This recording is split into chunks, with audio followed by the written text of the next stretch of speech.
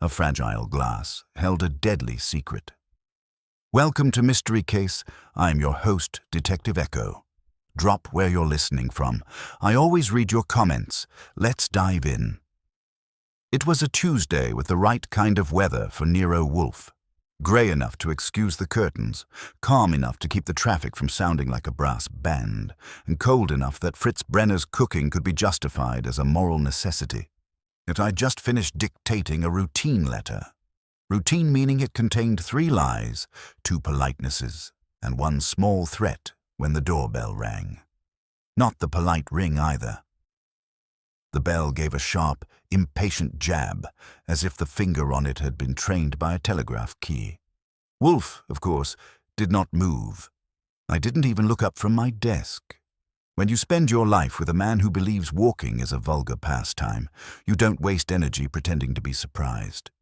Fritz padded in from the direction of the kitchen, his face composed in that sweet, baffled way of his when the world insists on misbehaving before dinner. "Herr Goodwin. Someone at the door. A lady. She says it is urgent."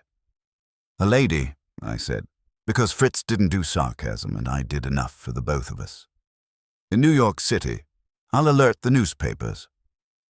Wolfe's eyes slid toward me, not quite reproachful, not quite amused, mostly annoyed that my voice existed. "Archie, please." That meant, go deal with it. Which was fine. It was my job to interact with the human species, so Wolfe could continue to regard it as a regrettable condition. I went to the front door, opened it, and found a woman who looked like she'd been poured into her clothes and set to cool. Tall, narrow at the waist, expensive coat, and the kind of face that made you think she had never been told no, unless it was by a jeweler. She carried a small package in both hands, or as if it contained a newborn or a bomb. Her eyes did a quick audit of me, then the hallway behind me. "Mr. Wolfe." "Inside," I said. "I'm Archie Goodwin. If you're here to sell religion or vacuum cleaners, I'm a bitter man." "I'm here to buy discretion," she said. And that was the first interesting sentence of the day. I let her in and took the package from her when she offered it. It was heavier than it looked. She followed me to the office, where Wolfe sat in his red leather chair like a monument to disapproval. He watched her approach without rising, which was his idea of manners. If you wanted him to stand, you had to threaten his orchids or his menu. She stopped at the edge of his rug. "Mr. Wolfe, my name is Lila Cross." Wolfe's eyelids lowered a fraction, his attention shifting from her face to the package now on my palm. "Madame," he said, "you have come without appointment." I couldn't risk calling. Her voice was controlled, but the control had a hairline crack. "I need your help, and I need it quietly." Wolfe leaned back a millimeter, which in Wolfe measurements is a physical exertion. "Mr. Goodwin will arrange your departure." That was Wolfe's opening bid. Refusal, delivered as an insult, wrapped in etiquette. The woman didn't flinch, which told me she had either nerve or rehearsal. "I can pay," she said. "And I can offer you something else." Wolfe's eyes went from the package to her again. "Money is a tool. It is not a lure. What is the something else?" She nodded toward the package. "That." I opened it because Wolfe wasn't going to, and because curiosity is how I make my living. Inside was a crystal glass. No, not a drinking glass.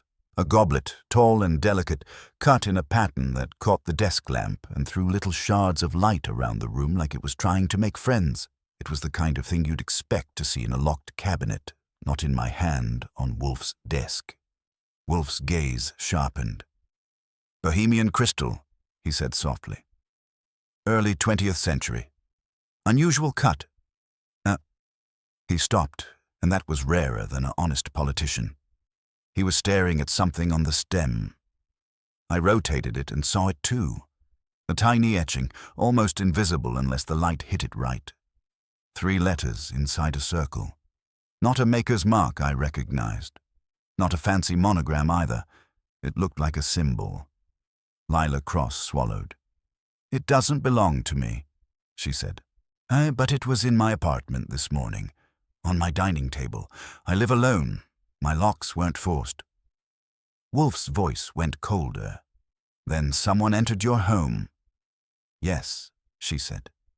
"And they wanted me to find it. I know that because last night I was at a dinner. A private dinner. There were 5 of us. Afterward, the host made a remark about clear glass and hidden things. I thought it was a joke. This morning, this was waiting. I said, let me guess, the host is rich, charming, someone could buy a judge's conscience wholesale." Her eyes flicked to me. "His name is Martin Vane." Wolfe made a small sound in his throat. Not approval, not contempt. Recognition. That made my ears perk up. "I'm not accusing him of anything," she said quickly. "I'm telling you the context. Because 2 hours after I found the goblet, I got a message. No signature. It said, 'Bring it to Wolfe, or watch your life become transparent.' That got the room's temperature down another notch. Threats are common in my line of work. Threats with metaphors are less common and therefore more annoying." Wolfe's fingers steepled. "You have come because you fear blackmail." "I fear something worse," she said.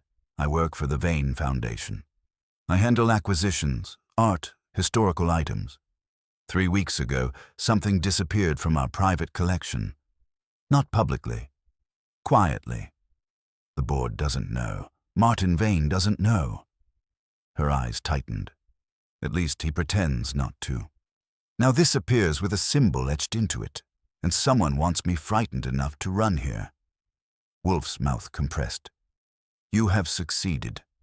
She let out a breath, almost a laugh. "Will you take it? The case?" Wolfe didn't answer immediately. He looked at the crystal goblet as if it had insulted his mother. Then his eyes lifted to mine. "Archie," he said, "ring Saul Panzer." That was the moment I knew Wolfe was in. He didn't explain why. He never did at the beginning. He would sit there and let the pieces arrange themselves and pretend the world was obeying him naturally.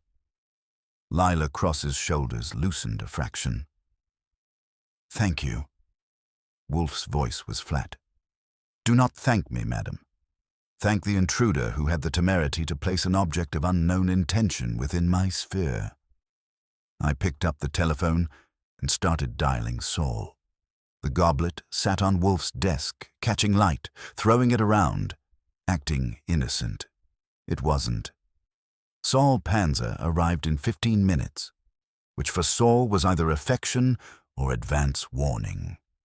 He came in with his hat in his hand, his coat buttoned, and his eyes doing that quiet sweep that made you feel you'd left fingerprints on the air.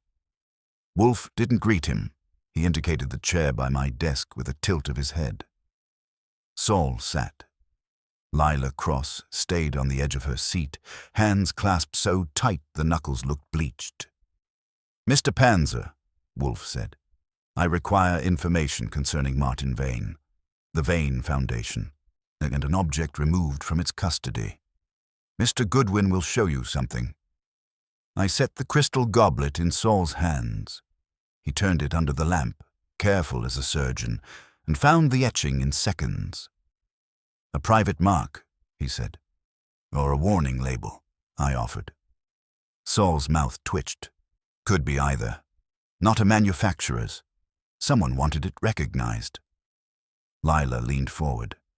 "Can you tell what it means?" "Not from this alone," Saul said, and handed the goblet back to me. And Wolfe folded his hands. "Madam Cross, you will answer questions. Begin with your dinner last night." She drew in a careful breath. "It was at Mr. Vane's townhouse on East 73rd. 4 guests besides me. It wasn't exactly social. He wanted opinions on a potential donation to the foundation." "Opinions from you," I said, "and the usual chorus?" "Yes. Dr. Simon Rook, an appraiser. Etta Mervis, a glass artist. Calvine Pritt, our accountant. Julius Kempel. Mr. A vain secretary. Wolfe's eyelids drooped a fraction, his attention sharpening. Proceed. Mr. Vane displayed several pieces. Paintings, coins, a carved box. Her eyes flicked to the goblet. And a velvet case with 4 crystal goblets. He claimed 19th century. Dr. Rook corrected him. Early 20th. Mr. Vane smiled and said the date was academic. He said the real value was what could be hidden in clear glass. Wolfe murmured, "Hidden in glass." I asked, "Did anyone handle them?" "All of us," she admitted, carefully. "Who left when?" Wolfe asked. "Dr. Rook first, then Miss Mervis. Mr. Pritt lingered in the library. I stayed to discuss a pending acquisition. Mr. Kemple was present." "Secretaries are always present when trouble is," I said. Lila's cheeks colored. "Julius has been with Mr. Vane for 6 years." Wolfe's gaze moved from her face to her throat and back, like a man weighing tone as evidence. "And you?" Her jaw tightened. "Professionally." Wolfe let silence apply pressure. After a moment, she looked down. 3 years. That explained why she had come to us instead of to Inspector Kramer. She had more at stake than a goblet and her pride. Wolfe said, "Now the missing object from the Foundation's collection." "Describe it." "It is called the Selby Reliquary," she said. "A thick crystal vessel set in silver, supposedly used to store documents during the French Revolution. The provenance is complicated. It was acquired discreetly. It vanished from our secure room 3 weeks ago. No alarm, no forced entry." "Who has access?" I asked. "Only 3 people. Mr. Vane, Mr. Pritt, and me." I whistled softly. "That narrows it to a postcard." "It widens it," Wolfe said, "because it requires sophistication." He turned to Saul. "Mr. Panzer, discreetly investigate the dinner guests and Mr. Vane's habits. Any recent purchases of crystal, any dealings with foreign estates, any mention of the Selby Reliquary. To also discover whether this symbol appears elsewhere." Saul rose. "I'll begin at once." He nodded to me and left as silently as he'd arrived. Lila watched him go, hope trying to climb out through the fear. Wolfe's eyes came back to me. "Archie, you will go to Miss Cross's apartment. Examine the scene and speak with her doorman. Immediately." Lila stiffened. "If someone is watching—" "Then let him watch," Wolfe said, calm as a judge who knows the verdict. "He has already trespassed. On his next move will be informed by your fear. We will deny him that comfort." I got my coat. Out of habit, I reached for the goblet, and Wolfe stopped me with a single word. "Leave it." "You want it here?" I asked. "I want it visible," Wolfe replied. "If it contains a secret, it is safer in my office than in your pocket. If it is bait, it will tempt a hand that should not enter my house." That was Wolfe, turning insult into strategy and calling it serenity. I didn't argue, and I escorted Lila to the street, flagged a taxi, and slid in beside her while the February air slapped the brownstone door shut behind us. As we moved uptown, she stared at her gloved hands. "Do you think Mr. Vane is doing this?" "I think," I said, "that if Mr. Vane is doing it, he's doing it with one hand behind his back and a smile on his face. And if he isn't, someone wants you to believe he is. Either way, Wolfe just set a trap in his own office." Her mouth tried for a smile and failed. The fear stayed, tight as a knot. I watched the building slide past, with the feeling the knot was tied to something heavy and reluctant to face daylight, yet soon. Lila Cross lived in a doorman building that believed in polished brass and selective memory. The canopy out front was a shade too new, the marble lobby a shade too white, and the doorman a shade too alert when he saw her step out of the taxi with me at her side. "Miss Cross," he said, touching his cap. His eyes took me in, or assessed the suit, the overcoat, and filed me under unwanted variable. "Good afternoon, Harris," she replied evenly. "This is Mr. Goodwin. He'll be looking at my apartment." Harris hesitated half a beat. "Is there a problem, miss?" "There was a delivery," she said. Unexpected. He didn't ask more. That told me two things. Either he had been warned not to, or he already knew. In the elevator, I said quietly, "Does Harris sign for packages?" "Yes, or the desk clerk at night." "And this morning?" "He was on duty. I asked him. He said nothing had been brought up." We reached her floor. The corridor was carpeted thick enough to muffle confession. She unlocked her door, pushed it open, and stood aside. Her apartment was tasteful without being loud about it. Cream walls, dark wood furniture, a few pieces of art that had probably passed through her professional hands.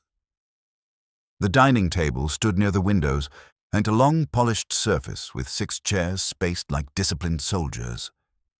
"That's where it was," she said. I walked to the table. The wood gleamed. No ring marks, no scratches. I crouched, checked beneath. Nothing taped, nothing wedged. I moved to the windows. They were latched from the inside. "Fire escape?" I asked. "Kitchen," she said. I checked it. The window there was also locked, but the sill showed a faint scuff in the dust near the latch. Not recent, but not ancient either. I opened it. Art leaned out. The fire escape was narrow and ran the length of the building, accessible from the roof if someone was ambitious. I closed it again and turned back. "Anyone else have keys?" "No." "Cleaning service?" "Twice a week." "Not today." I walked the perimeter slowly, the way Wolfe taught me, eyes idle, mind not. On the console table near the entry lay a small leather tray for mail and keys. In it were 2 envelopes, a fountain pen, and a card. "Is this new?" I asked, holding up the card. Her face drained a shade. "No, that was under the goblet." The card was thick, cream stock. On it, embossed faintly, was the same circular symbol I had seen etched into the crystal. 3 letters intertwined so closely they were hard to separate. On the reverse, in neat block handwriting, were 6 words. "Transparency is the purest revenge." "Cheerful," I said. She wrapped her arms around herself. "I didn't show that to Mr. Wolfe." I noticed. I didn't know if it mattered. "It matters," I said. "Well, with Wolfe, it always matters." I slid the card into my pocket. "Tell me about Julius Kemple." She blinked at the change. "Julius? He's efficient, discreet, devoted to Mr. Vane." "Devoted how?" "In the way secretaries are when their futures depend on it." "Does he like you?" A pause. "He respects me." That wasn't my question. She looked away. "No." "Why?" "I was hired over his recommendation of someone else, and because Mr. Vane listens to me." There it was. A small, clean motive. A jealousy with the professional Polish. "And Calvin Pritt?" I asked. "Our accountant. Conservative. He worries about optics. He opposed the Selby acquisition." "On ethical grounds?" "On financial ones. It was expensive and opaque." "Transparent glass, opaque deal," I said. "Dr. Rook?" "Brilliant, temperamental. He lives for authentication. If the reliquary were proven false, it would damage him." "And Etta Mervis?" "She's an artist. She studies antique techniques. She was fascinated by the goblets." "Fascinated how?" "She asked to examine the stems under magnification. Said the cut suggested a private commission." I walked back to the dining table and stood where the goblet had allegedly been placed. From here, you could see the entry hall clearly. Anyone entering would have a straight line to the table. "Harris," I said. "Does he ever leave his post?" "For breaks." "Lunch. The restroom." "This morning."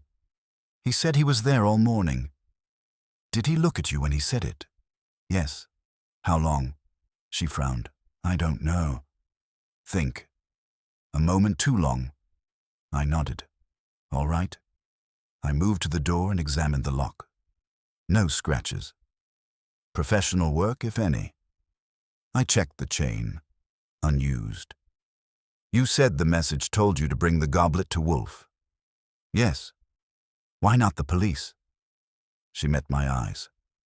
Because whoever did this knows about the reliquary. So if it becomes public before we find it, the foundation is ruined, and so am I. There it was again. Stakes, personal and clean. My phone buzzed in my pocket. I stepped aside and answered. Goodwin. Saul's voice was low. I've got something. Vane purchased a set of 5 custom crystal goblets 6 months ago from a Czech dealer. Commissioned pieces, each etched with a private cipher. 5, I said. Yes. The dealer says the cipher stands for Circulus Veritatis. Circle of Truth, I translated. Roughly. A private club, perhaps. Vane requested the mark be subtle. And the Selby reliquary. Insurance claim was drafted but never filed. Pritt prepared it. It was pulled the next day. By whom? Signature authorizing withdrawal. Julius Kemple. I let that sit a second. Keep digging, I said, and ended the call. Lila was watching me as if my face were a verdict. Mr. Vane had 5 goblets, I said. You saw 4. Yes. And now one appears on your table. Her lips parted. Yes, I think someone is rearranging pieces on a board, and they want you to believe the game belongs to Vane. I walked to the window again, looking down at the street. A black sedan was parked across from the building, engine off, driver inside. You expecting anyone else? I asked. No. The driver's head tilted slightly, not toward the building but toward the lobby entrance, as if timing something. I stepped back from the window. We're leaving, I said. Now? Yes. Why? Because if transparency is revenge, someone wants a clear view, and I don't intend to give it to them on your living room stage. She didn't argue. That was one point in her favor. We left the apartment exactly as we had found it, except for the absence of one card now in my pocket. In the elevator, she stood very straight, as if posture alone could deny whoever was watching the satisfaction of seeing her fold. In the lobby, Harris glanced up. His eyes flicked past us toward the street through the glass doors. Everything satisfactory, miss? He asked. For the moment, she said. I stopped in front of the desk. Harris, do you keep a log of visitors? Yes, sir. Anyone come asking for Miss Cross this morning? No, sir. You leave your post at all? He hesitated. Briefly. 10 minutes, around 11. For? Coffee? From the shop on the corner. And who covered? No one. The desk clerk was upstairs with a tenant, so the lobby was empty. Yes, sir. I held his gaze a second longer than necessary. He didn't fidget, but his fingers tightened on the edge of the ledger. Not guilt, maybe, just discomfort. Still, 10 unattended minutes in a building like this was an invitation engraved in brass. We stepped outside. The black sedan was still there. The driver wore a cap pulled low. He didn't look at us now, which was almost polite. Walk north, I murmured. And we didn't head for a taxi. We walked. After half a block, I glanced back casually. The sedan eased from the curb and rolled into traffic, unhurried. Still there? She asked. Yes. Her jaw tightened. Should we confront him? And ruin his day? Not yet. At the corner, I turned abruptly into a drugstore. We passed through out a side door into an alley and came out on the next street over. I took her arm and hailed a cab before the sedan could adjust. As we pulled away, I checked the mirror. The black car turned the corner too late and vanished. She let out a breath she'd been hoarding. You do this often? Only on days ending in I. Back at the brownstone, I ushered her inside and shut the door firmly. The office smelled faintly of Wolfe's orchids and Fritz's stock simmering somewhere in the kitchen. The crystal goblet still sat on Wolfe's desk, catching the afternoon light like an accomplice. Wolfe looked at us without rising. "You were followed." "Yes," I said. "Black sedan. A patient. License." "Didn't get it," he grunted. "Unfortunate." Lila moved closer to the desk. "Mr. Wolfe, someone had access to my building for 10 minutes this morning. The doorman left." Wolfe's eyes closed briefly, not in fatigue but in calculation. "Mr. Goodwin." I gave him the outline, the fire escape scuff, the card, Saul's information about the 5 goblets, the withdrawn insurance claim authorized by Julius Kemple, and the sedan. When I mentioned the phrase circulus veritatis, Wolfe's lips compressed. "A circle of truth," he said softly. "How adolescent." "You know it?" Lila asked. "I know of it," Wolfe replied. "An informal association of collectors who delight in private revelations. They acquire objects containing hidden compartments or concealed inscriptions. They exchange them at dinners and challenge one another to discover the secrets within." "Like a game," I said. "A vulgar game," Wolfe corrected, "to one in which the currency is humiliation." Lila stared at the goblet. "Then last night was not merely a dinner," Wolfe finished. "It was an exhibition. Mr. Vane displayed 4 goblets. The 5th was absent. That absence was intentional." "To test someone?" I asked. "Precisely." He leaned back. "If the Selby reliquary vanished 3 weeks ago, and if Mr. Vane belongs to a circle that glorifies concealed truths, it is conceivable he transferred the reliquary's contents into another vessel." "The goblet," Lila whispered. "Or one of them," Wolfe said. I frowned. "You think the reliquary held documents?" "It was reputed to," Wolfe replied. "Whether authentic is immaterial. The belief is sufficient." Lila's voice trembled despite her effort. "If Martin discovered irregularities, financial or otherwise, he could hide proof inside one of the goblets and stage this spectacle." "To what end?" I asked. "To identify a thief," Wolfe said. "Or to create one." The room went quiet. I reached for the goblet. "You think there's something in this one?" Wolfe's gaze snapped to my hand. "Carefully, Archie." I examined the bowl, the stem, the base. Under the lamp, the cuts refracted light in intricate patterns. I ran a fingertip along the stem and felt a faint seam where there shouldn't have been one. "Here," I said. Wolfe leaned forward a fraction. "Do not twist it." I wasn't planning to wrestle it. I set it down and fetched a magnifying glass from the cabinet. Under magnification, the seam became clearer, a nearly invisible join just above the base. "It unscrews," I said quietly. Lila's hand flew to her mouth. Wolfe's voice was calm but edged. "If Mr. Vane intended to test his guests, he may have expected one of them to discover this during the dinner." "Did anyone examine the base?" "Etta did," Lila said. Briefly. "Did she separate it?" "No." "Dr. Rook?" "He handled it, but only commented on the cut." Wolfe nodded once. "Archie, secure the door." I did. When I returned, he said, "Now, gently." I wrapped the goblet in a clean handkerchief and applied slow pressure to the stem. It resisted for a second, then yielded with a soft, almost polite click. The bowl lifted free from the base. Inside the hollow stem, tightly rolled, was a thin cylinder of paper. Lila swayed, and I steadied her with one hand while holding the disassembled goblet in the other. "Transparent revenge," I murmured. Wolfe's eyes burned with a controlled intensity. "Open it, Archie."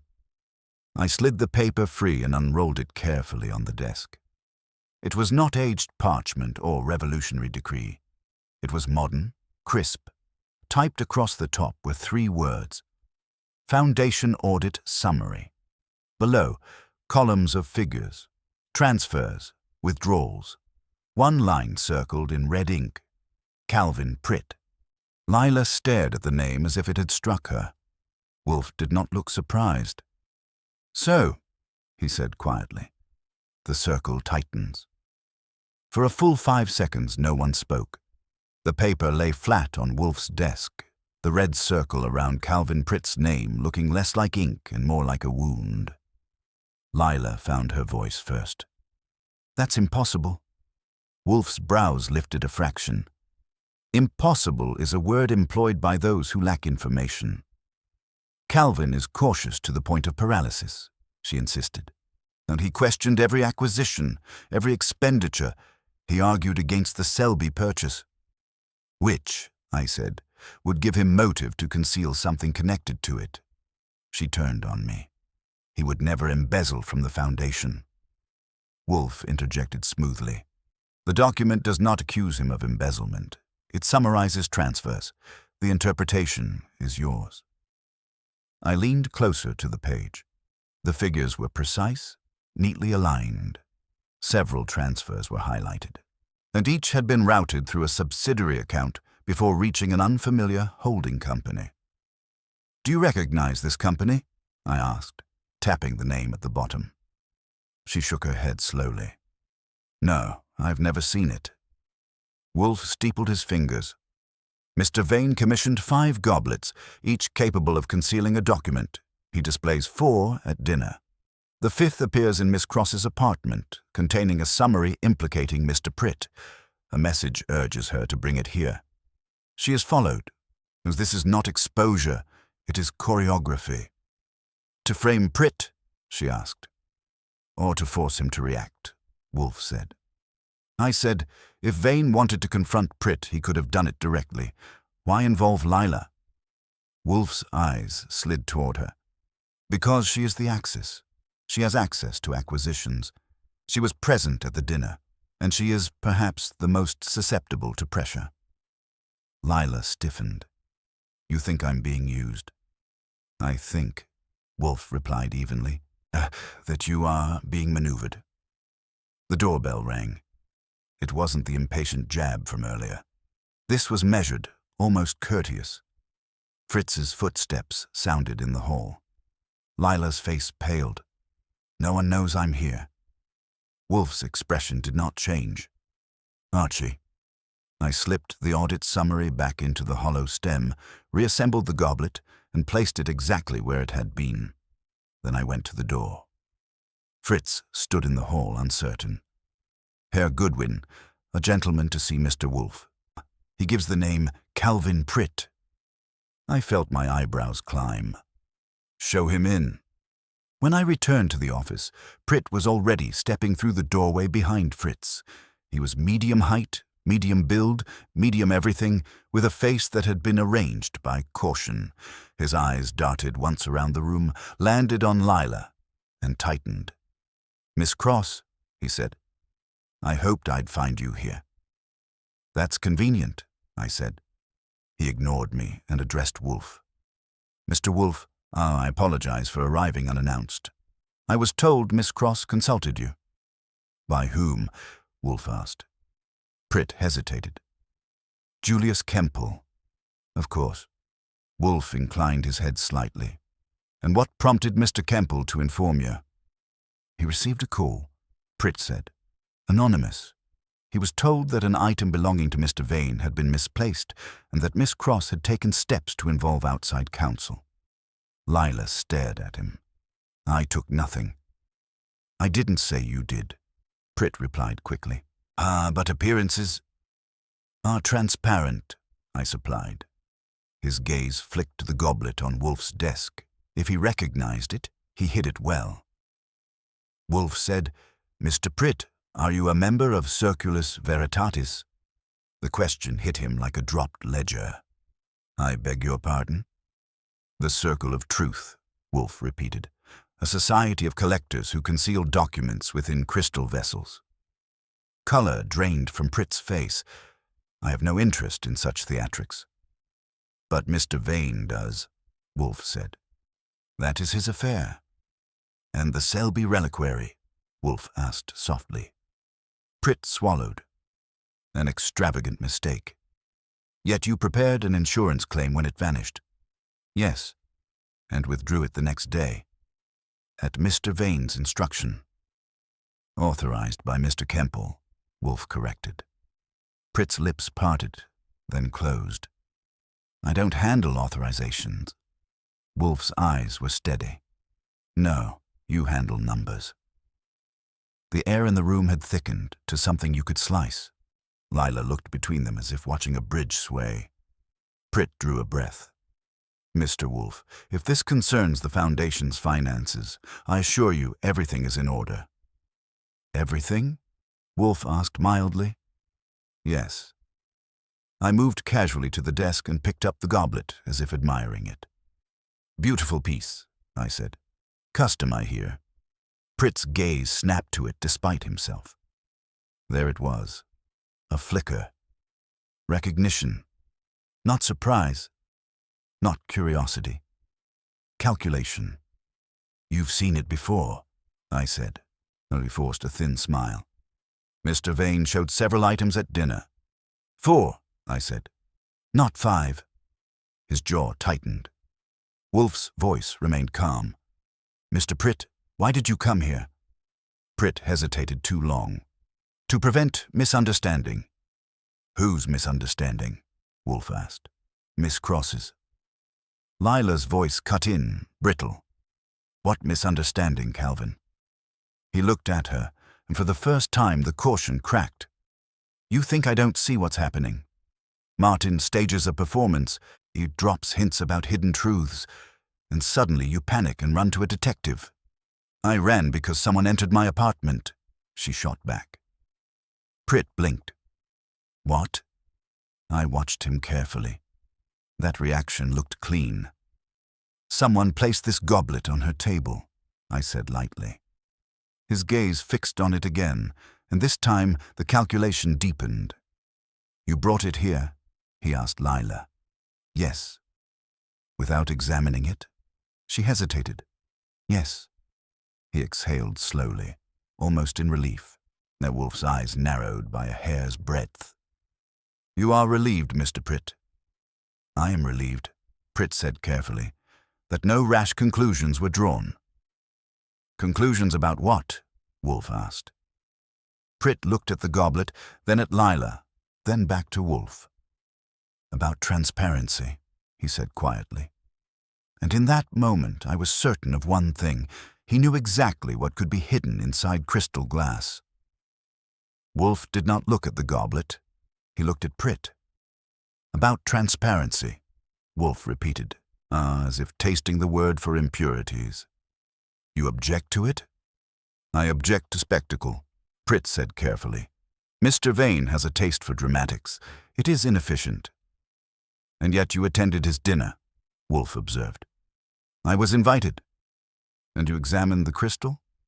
Briefly? Did you attempt to separate the stem from the base? Pritt's eyes flickered. No. Wolfe let the silence press in. Pritt shifted his weight almost imperceptibly. You are certain? Wolfe asked. Yes, I said mildly. You seem very concerned that Miss Cross not draw rash conclusions. Why? Pritt turned to me. Because accusations can destroy institutions. Even when they're true, I asked. His mouth tightened. Especially then. That was an interesting answer. Lila stepped forward. Calvin, if you know something, you need to say it. He looked at her with something like frustration. I know that Martin enjoys setting traps. He believes in moral theater. If he suspects irregularities, that he prefers to force confession rather than confront quietly. Wolfe's brows rose. Irregularities. In general, Pritt amended quickly. In the Foundation, Wolfe asked. Pritt hesitated. There have been discrepancies. Minor. Timing differences between pledges and deposits. Nothing criminal. And you informed Mr. Vane? Wolfe asked. Yes. And Miss Cross? Wolfe added. Pritt's gaze shifted. Not yet, Lila's face hardened. Why not? Because I wanted to verify first, he said. Some before damaging reputations. Wolfe's eyes gleamed faintly. Whose reputation were you protecting? Pritt did not answer. The doorbell rang again. This time it was sharper, more urgent.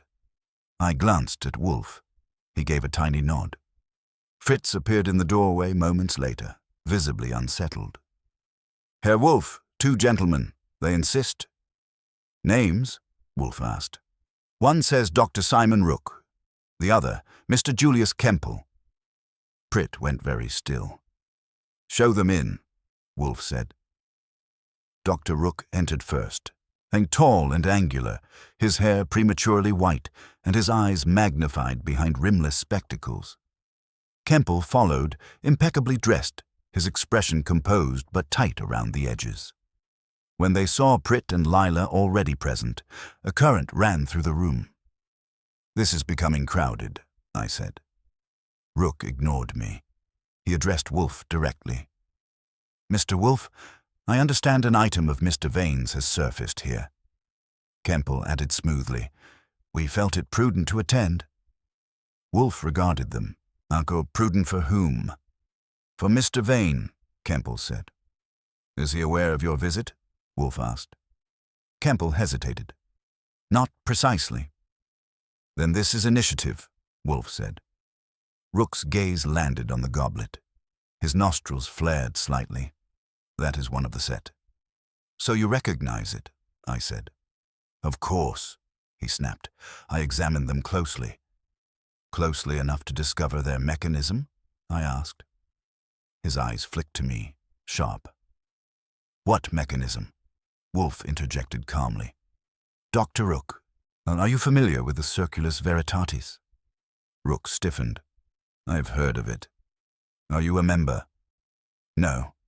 Kemple's voice cut in, smooth as polished glass. Mr. Vane is. All eyes turned to him. He joined 2 years ago, Kemple continued. It amuses him. And you? Wolfe asked. I facilitate his amusements, Kemple said evenly. Did you commission the goblets? Wolfe asked. I handled the transaction. Wolfe nodded slowly. 5 goblets. Yes. Where is the 5th? Wolfe asked. Kemple's gaze settled on the one on the desk. Apparently here. Was it meant to be here? Wolfe asked. Kemple's composure faltered by a fraction. No. Pritt spoke suddenly. This is absurd. We're indulging in conjecture. The Foundation's business should not be dissected in this room. Wolfe turned to him. It entered this room when a goblet was placed on Miss Cross's dining table. Rook folded his arms. Martin intended to reveal something at that dinner. I could tell. He enjoys unveiling hypocrisy. Whose hypocrisy? Lila demanded. Rook glanced at Pritt. That depends on what he discovered. Kemple's voice was quieter now. 3 weeks ago, Mr. Vane asked me to retrieve the Selby reliquary from the secure room. He said he wished to examine it privately. Lila stared. You told us it had vanished. I was instructed to say nothing, Kemple replied. He believed someone within the Foundation had altered certain records. Pritt's face went pale. That is a lie. Is it? Rook asked softly. Wolfe raised a hand, silencing them. Mr. Kemple, what did Mr. Vane do with the reliquary? He opened it, Kemple said. Inside were documents, letters detailing conditional donations, funds earmarked for specific acquisitions. And, Wolfe prompted. Several allocations had been redirected, Kemple said. Subtly, through intermediary accounts. The room seemed to contract. Pritt's voice shook. For legitimate restructuring. Without board approval? Lila shot back. Pritt rounded on her. You think you understand finance because you purchase artifacts? Wolfe's tone sliced through. Gentlemen, Miss Cross. They fell silent. Mr. Kemple, Wolfe continued. Did Mr. Vane place a document inside one of the goblets? Kemple hesitated. He prepared summaries. "How many?" Wolfe asked. "5, Kemple admitted. A chill slid through me. "Each guest," Wolfe said slowly. "I was to receive a goblet containing evidence implicating one of the others." No one spoke. Wolfe's eyes moved from face to face. A circle of truth, a forced confession by distribution. "And the 5th?" I asked quietly. Wolfe looked at the goblet on his desk. "It appears," he said, "that someone altered the game." The word altered hung in the air like the final note of a struck glass. Kemple was the first to speak. "That is impossible. The goblets were in Mr. Vane's private cabinet until last night." "Locked?" Wolfe asked. "Yes." "With a key?" Wolfe inquired. "Of course." "Who holds it?" Kemple hesitated. "Mr. Vane. And myself." Rook made a faint, contemptuous sound. "And you expect us to believe no one else could access it?" Kemple's composure sharpened. "The cabinet is in Mr. Vane's study. It is not a public room." Pritt's voice was strained. "This is spiraling. If Martin intended to distribute accusations like party favors, as he has crossed into madness." "Or strategy," Wolfe corrected. "He wished to observe reactions." Lila's eyes were wide, darting from face to face. "You're saying each of us was meant to receive a goblet containing proof against someone else?" "Yes," Wolfe said. "Against whom?" she whispered. Wolfe's gaze rested briefly on Pritt. "We have one example." Pritt's hands curled at his sides. "You have a piece of paper, nothing more." "And you have knowledge of what that paper contains," I said, as he shot me a look. "I do not." "You seemed relieved when Miss Cross said she hadn't examined the goblet," I reminded him. "That was concern," he snapped. "For transparency?" I asked. His jaw worked, but no answer came. Rook stepped closer to the desk.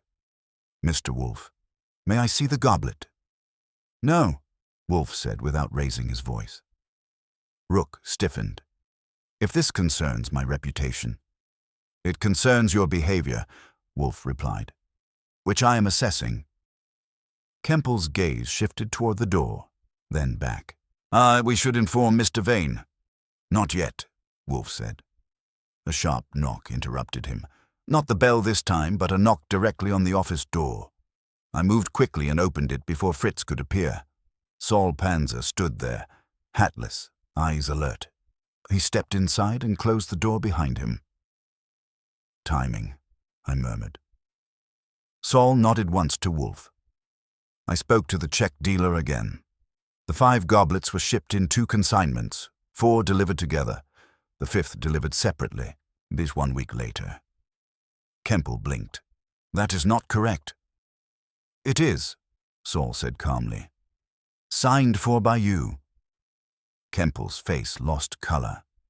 Wolfe's eyes did not leave him. "Why was the 5th delivered later, Mr. Kemple?" Kemple swallowed. "There was a flaw in the etching. It required correction." "Or alteration," Wolfe suggested. Rook's gaze sharpened. "Alteration of what?" Saul continued. "The dealer also mentioned that Mr. Vane requested 1 goblet have a slightly wider hollow stem, us more capacity." My pulse ticked up. "For a thicker document." Wolfe inclined his head. "Indeed." Lila's voice trembled. "Which one?" Saul looked at the goblet on the desk. "Serial mark on the base matches the later shipment." Silence dropped like a curtain. Kemple's eyes fixed on the crystal as if it had betrayed him. Wolfe spoke softly. "So this goblet was distinct from the others?" "Yes," Saul confirmed. Pritt took a step back. "This proves nothing." "It proves intent," Wolfe said. "Mr. Vane intended 1 document to differ in substance or length." Rook's voice was tight. "And that document names Pritt." "Does it?" Wolfe asked mildly. I met his gaze. He hadn't said so in front of the others. Not explicitly. Pritt caught the nuance. You have not shown us anything. Correct, Wolfe said. Kemple's composure cracked. Mr. Wolfe, if that goblet contains material belonging to Mr. Vane, you have no right. I have every right, Wolfe said evenly, to examine an object delivered under threat to my client. Client? Lila echoed faintly. Wolfe did not look at her. Mr. Kemple, when did you last see the fifth goblet before last night? At the study, before dinner. Was it filled? Wolfe asked.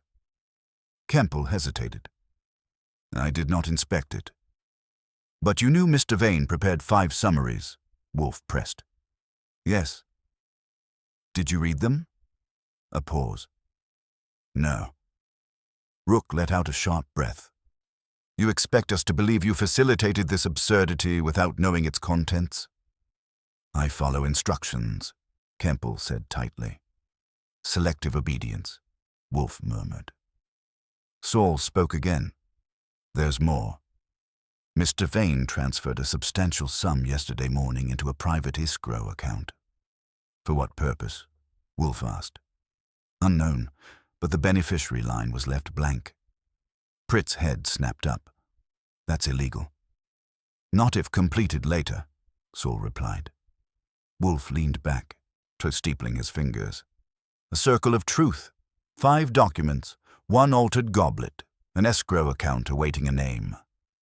Lila's voice was barely audible. A payoff, or a trap, Wolfe said. Rook's eyes narrowed. You think Martin intended to force one of us to confess and then extract payment? Possibly, Wolfe said. Or to compensate a whistleblower. Pritt shook his head. This is conjecture piled on conjecture. Wolfe's gaze pinned him. Is it? For a long moment, no one moved, and then Saul said quietly, Mr. Vane left his townhouse an hour ago. Destination unknown. His car was followed by another vehicle, black sedan. My stomach tightened. The same sedan that followed us, I said. Lila swayed slightly. Wolfe's eyes closed for a brief instant. When they opened, they were colder. The game, he said softly, has advanced beyond theatrics. Kemple's voice cracked. You think Martin is in danger? Wolfe did not answer immediately. He looked at the crystal goblet, at the faces arranged around his office, at the tension stretched taut between them. Yes, he said at last, I think the circle has become unstable. And for the first time since the goblet had caught the light on his desk, Nero Wolfe looked not merely intrigued, but provoked. Wolfe did not raise his voice. He did not rise from his chair. But something in the room shifted, as if the temperature had been adjusted downward by deliberate hand. Mr. Panzer, he said, continue surveillance. Locate Mr. Vane. Discreetly. Inform me the instant his position is confirmed. Saul nodded once. Understood. He glanced at the assembled faces, then slipped out without another word. Kemple took a step forward. Mr. Wolfe, if Martin is being followed, he is, I said, by the same sedan that followed us from Miss Cross's building. Rook's expression sharpened into something close to alarm. This is no longer a parlor game. It never was, Wolfe said. Pritt's voice came tight. You are inflating coincidence into conspiracy. Wolfe turned his head slightly toward him. On the contrary, Mr. Pritt, I am reducing conspiracy to arithmetic. Arithmetic, Pritt scoffed. Yes. 5 goblets, 5 documents, 5 guests, 1 escrow account awaiting a beneficiary, 1 altered vessel delivered separately, and 1 intruder bold enough to place that vessel in Miss Cross's apartment. He paused, letting the numbers settle. Only 1 person, Wolfe continued. None had knowledge of the altered goblet's distinction, access to the cabinet, authority to sign for its delivery, and motive to redirect suspicion. All eyes shifted to Kemple. Color drained from his face. That is absurd. Is it? Wolfe asked mildly. You alone signed for the later shipment. You alone managed the study. You alone were privy to Mr. Vane's intention to distribute summaries. Rook spoke sharply. Us and you alone informed us that Vane retrieved the reliquary. Kemple's composure frayed. I was protecting him. From whom? Wolfe asked. From embarrassment, from scandal, or from discovery, Wolfe suggested. Lila's voice was faint. Julius, did you know what was in the documents? Kemple looked at her, and for a moment the smooth veneer cracked, revealing something harder beneath. I knew enough. Enough to what? I asked. To correct an injustice, he snapped. There it is, Wolfe murmured. Pritt stared. You altered the distribution. Kemple's jaw clenched. Martin was reckless. He intended to humiliate people publicly, to force confessions over dinner. That is not justice. It is cruelty. So you improved the plan? Wolfe asked. Yes. How? Kemple hesitated, then seemed to make a decision. I removed one summary, the one concerning Mr. Pritt. I replaced it with a modified version. Modified how? Wolfe asked. I adjusted the figures, Kemple said, to make the irregularities appear more severe. Lila gasped. Pritt went white. You forged evidence. I emphasized it, Kemple said coldly, because the truth was insufficient. Wolfe's eyes gleamed. Insufficient for what? For leverage, Kemple replied before he could stop himself. Silence followed that word like a shadow. Wolfe did not move. You intended to extort Mr. Pritt. Kemple lifted his chin. I intended to secure restitution. Through threat, Wolfe said. Through inevitability, Kemple corrected. And the escrow account? Wolfe asked. Kemple's lips pressed thin. Wolfe continued. You arranged for funds to be transferred upon confession, a private settlement to avoid public disgrace. Pritt's voice shook with fury. You would have destroyed me. You redirected funds without oversight, Kemple shot back. You jeopardized the foundation. For operational stability. For control, Kemple retorted. Rook stepped between them as if the argument might turn physical, though none of us believed it would. This was not a room for fists. It was a room for exposure. Wolfe spoke again, quiet but absolute. Mr. Kemple, you altered the goblet intended for Mr. Pritt. You ensured it was the distinct vessel with greater capacity. You planted it in Miss Cross's apartment. Kemple shook his head. No. Yes, Wolfe said calmly. You required an intermediary, someone whose alarm would drive her to me. You knew of my reputation. You anticipated I would examine the goblet. You hoped I would confront Mr. Pritt with its contents, compelling him to settle before Mr. Vane enacted his theatrical revelation. Lila stared at him. You used me. Kemple's voice faltered. I needed an impartial force. You needed pressure, Wolfe corrected. And the sedan, I asked. Kemple hesitated too long. Wolfe's gaze hardened. You hired surveillance to monitor Miss Cross, to ensure the goblet reached its destination. Kemple's silence confirmed it. But the surveillance followed Mr. Vane, I said. Kemple blinked. What? The same black sedan tailed him, I said. Kemple's composure fractured completely. That was not my instruction.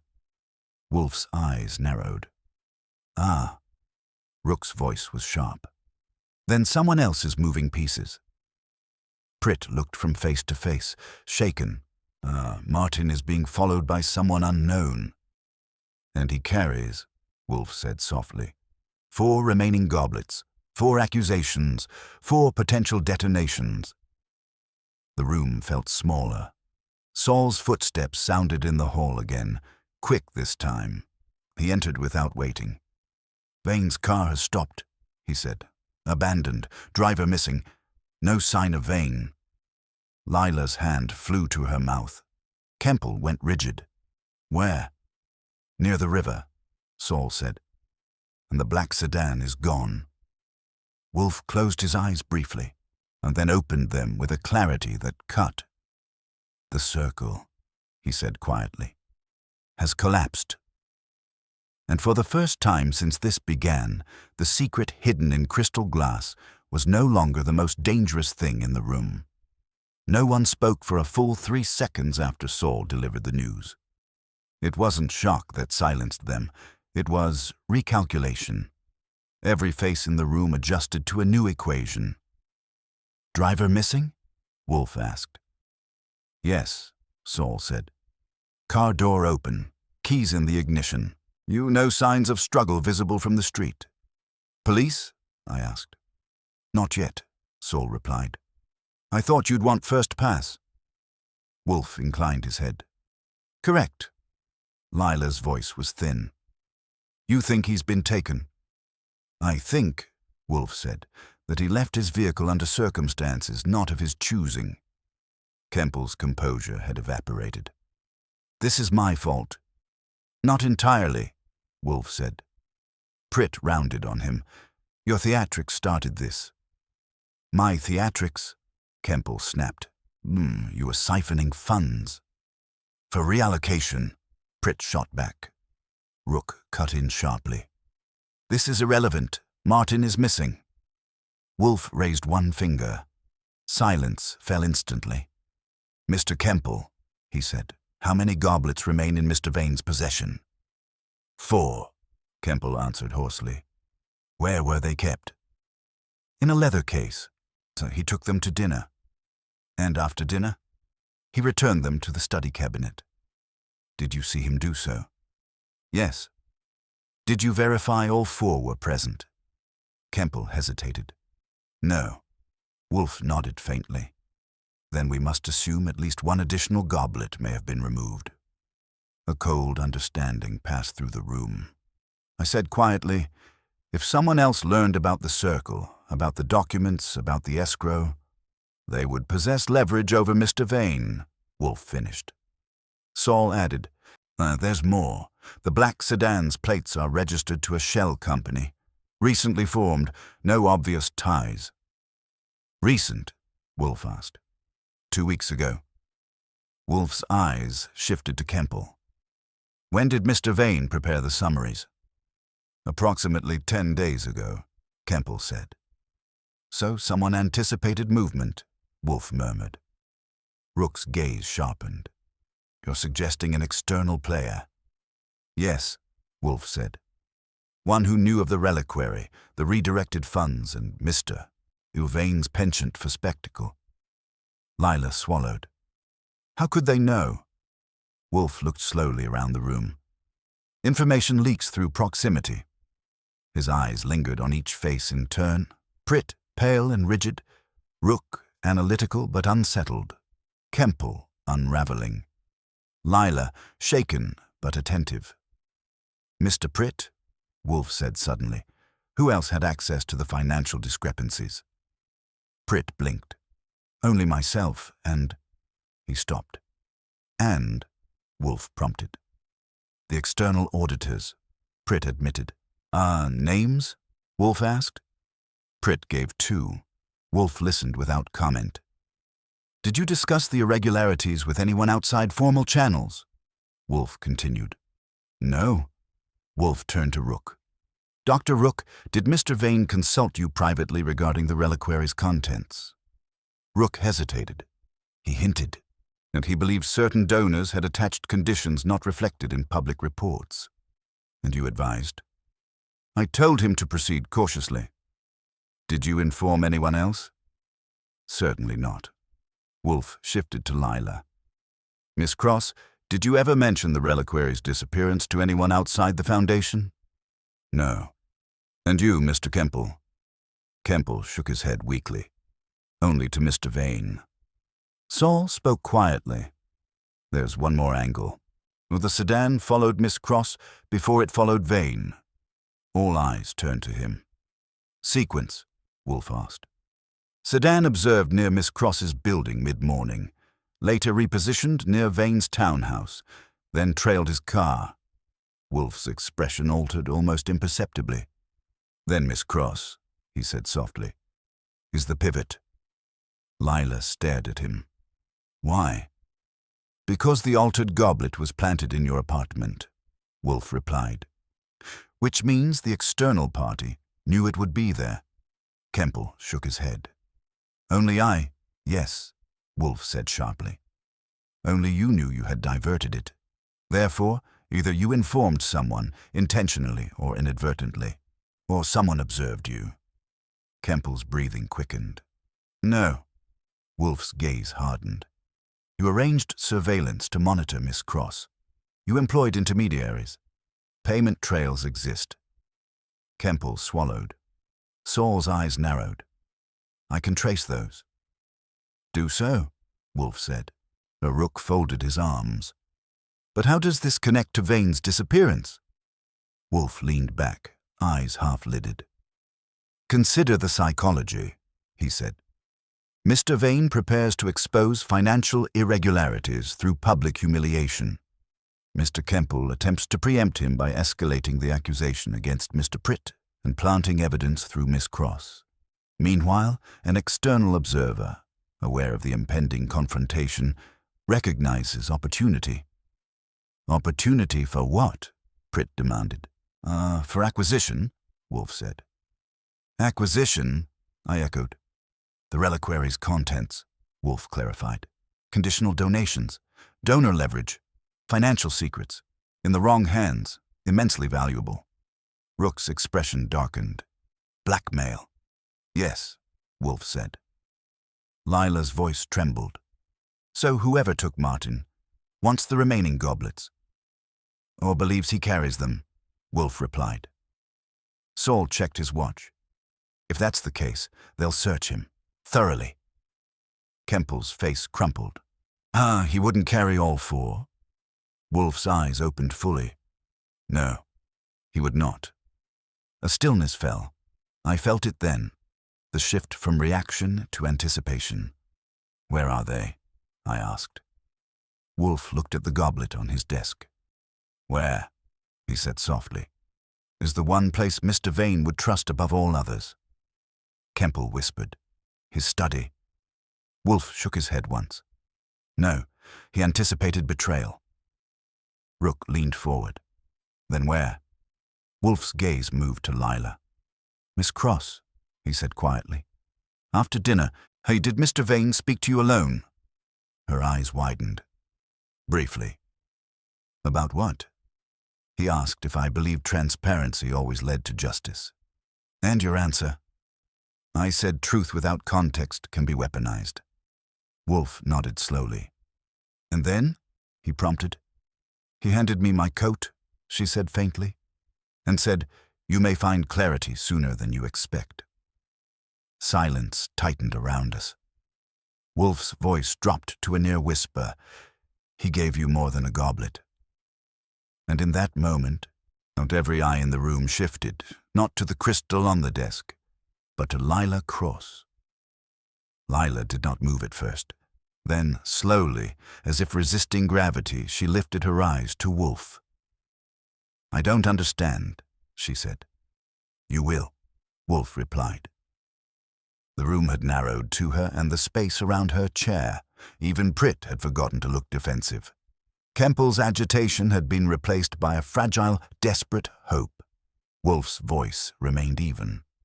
"Miss Cross, when Mr. Vane handed you your coat, did he touch anything else?" She frowned faintly, searching her memory. "My handbag. He picked it up from the chair and gave it to me." "Did you examine its contents afterward?" "No. Why would I?" "Because," Wolfe said gently, "Mr. Vane is theatrical but not reckless. If he anticipated interference, he would distribute his leverage beyond his immediate reach. You were the least suspected vector." Her breath caught. "You think he placed something in my bag?" "I'm certain of it," Wolfe said, and I stepped toward her. "May I?" She nodded mechanically and placed her handbag on Wolfe's desk. The others leaned forward instinctively, as if proximity would sharpen vision. I opened the clasp and began removing items one by one: wallet, compact, a folded program from the dinner, keys, a slim notebook. Nothing unusual. Then my fingers touched something rigid along the inner seam. "There's a lining," I said quietly. Wolfe did not blink, not carefully. I slid a finger beneath the silk edge and felt resistance. Not stitching, pressure. I reached for my penknife, eased the blade under the seam, and parted the thread just enough. A slim cylinder dropped into my palm. Crystal, not a goblet. A narrow crystal vial, no longer than my finger, sealed at both ends. The room exhaled as one. Lila stared at it in disbelief. He hid that in my bag." "Yes," Wolfe said. I held it up to the light. Inside, rolled tightly, was paper, as distinct from the goblets, Rook murmured. "Smaller," Wolfe said. "More discreet." Kemple whispered. "He trusted her." "Or he trusted her ignorance," Pritt muttered. Wolfe's gaze flicked to him, silencing him without effort. "Open it," Wolfe said. I broke the wax seal at one end and tapped the contents onto the desk. The paper unfurled slowly. It was not a summary like the one concealed in the goblet. It was a list. 5 names, each followed by a notation. Says Pritt, reallocation beyond authorization. Rook, authentication, discrepancy, Selby provenance. Kemple, unauthorized escrow facilitation. Mervis, consultation conflict of interest. Cross, awareness of conditional clauses prior to board disclosure. Lila went pale. "No." Wolfe's eyes moved over the page. "This is the master document." Rook's voice was tight. He intended to accuse all of us. "No," Wolfe corrected softly. "He intended to confront all of you." Pritt's voice shook. "Even her?" "Yes," Wolfe said, "because she knew of conditional donor clauses before the board was informed." Lila stared at the page. "I reviewed preliminary drafts. That was my job." "And you delayed disclosure," Wolfe said, "because the language was ambiguous." "Ambiguity," Wolfe replied, "is a fertile ground for maneuver." Silence thickened again. Saul stepped closer. If Vane distributed 5 summaries, and this is the comprehensive list, he retained ultimate leverage. "Yes," Wolfe said. He kept the full accounting separate." Kemple's voice was hollow. "Then whoever took him will demand that." "Precisely," Wolfe said. "And if they believe he carries it," Rook began. "They will search him," I finished. "And when they don't find it," Wolfe's gaze returned to Lila. "They will seek the person he trusted." Her breath quickened. "They'll come for me." "Yes," Wolfe said calmly. Pritt took a step back. "This is madness." "No," Wolfe said. "It is logic." He leaned back slightly, his eyes half closed again. "Mr. Kemple hired surveillance. That surveillance was observed and repurposed by a third party. This third party learned of Mr. Vane's impending confrontation and of the existence of concealed documents. They followed Miss Cross to ensure the altered goblet reached me, calculating that my involvement would accelerate events." "You?" Kemple said faintly. "Yes," Wolfe said without vanity. "My reputation ensures decisive movement." Saul nodded slowly. "They expected exposure tonight." "Yes," Wolfe said. "Instead, they escalated." Rook's hands clenched. "So Vane is alive. He must be. They need him." "For now," Wolfe agreed. The room held that phrase like glass on the edge of breaking. I looked at the list again. "There's something else." Wolfe's eyes opened fully. "Yes. He wrote these notes in his own hand," I said. "But there's an additional mark next to one name." They leaned closer. Next to Kemple's name was a small symbol, the same circular cipher etched into the goblet. Kemple's face drained. "What does that mean?" Wolfe regarded him steadily.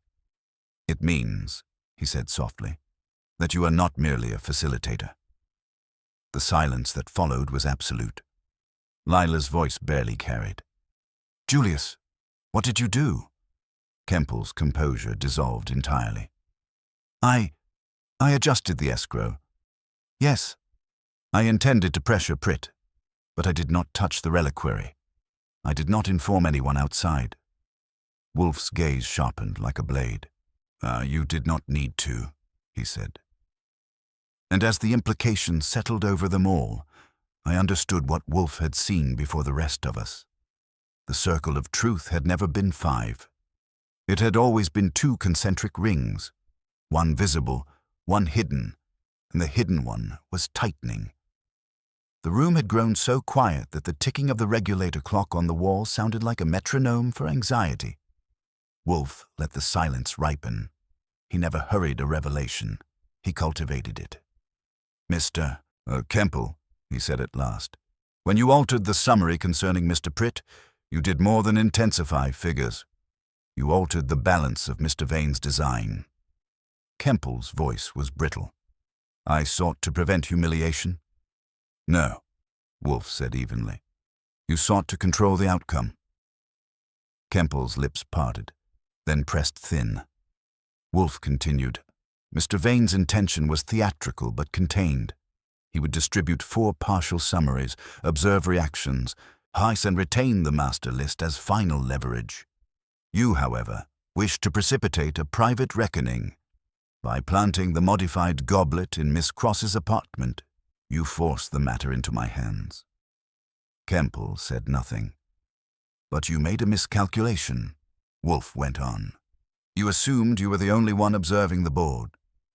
Saul shifted slightly near the door. "The surveillance you hired," Wolfe said, "was noticed, not by us, by someone more ambitious."